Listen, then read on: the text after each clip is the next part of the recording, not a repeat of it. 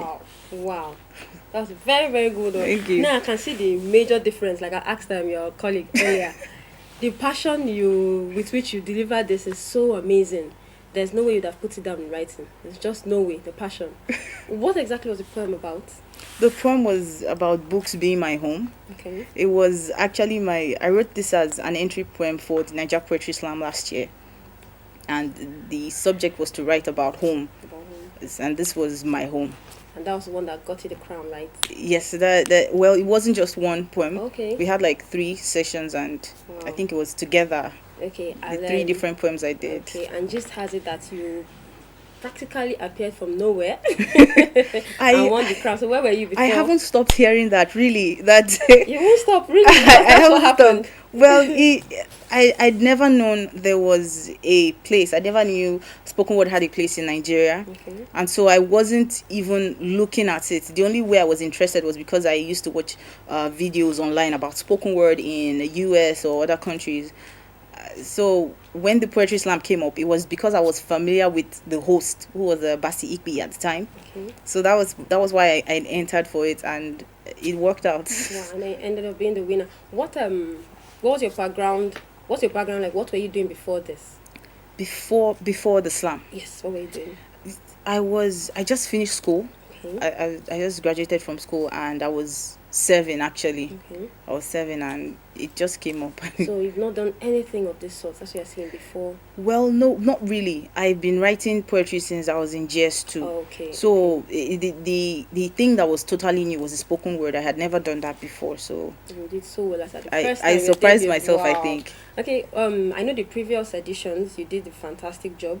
In this upcoming one now, what do we expect to see? Are you going to wow us again, or do you have some threats? The most important thing to me is when I open my mouth, I hope people understand what I say.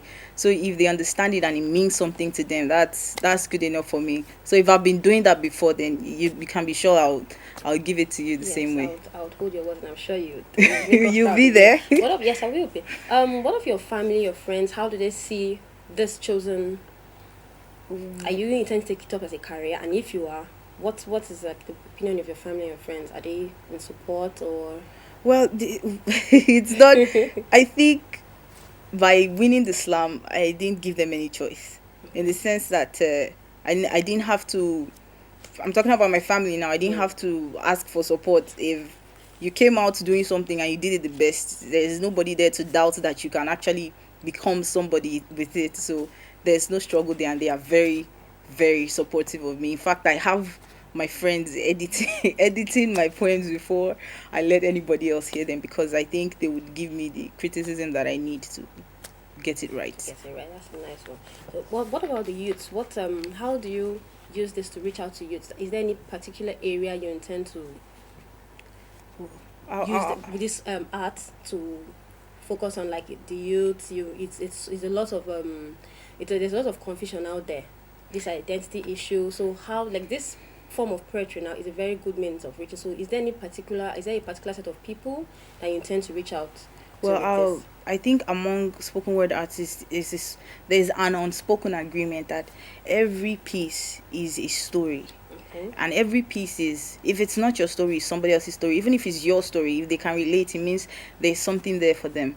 So when one is inspired to write, when one sees something and is inspired to write about it, there is no how you won't reach out to somebody. There is no how you won't get it there.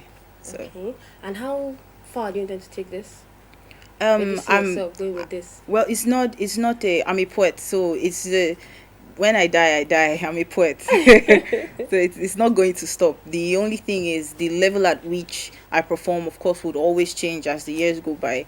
Don Fabrino was talking about having Word Up, associating with poets from other worlds. I would like to travel to other countries and perform and see how they like what I do here for my own country. That would be nice. Okay, this controversy that we saw happen a while back, the controversy of the girl child, the marriageable age for the girl child. Yeah. You may have written on that. If you didn't, what is your opinion? What was your opinion at that time? What did you think? Because you're a woman, and imagine if you were like 13, 14. Imagine if you have a younger sister.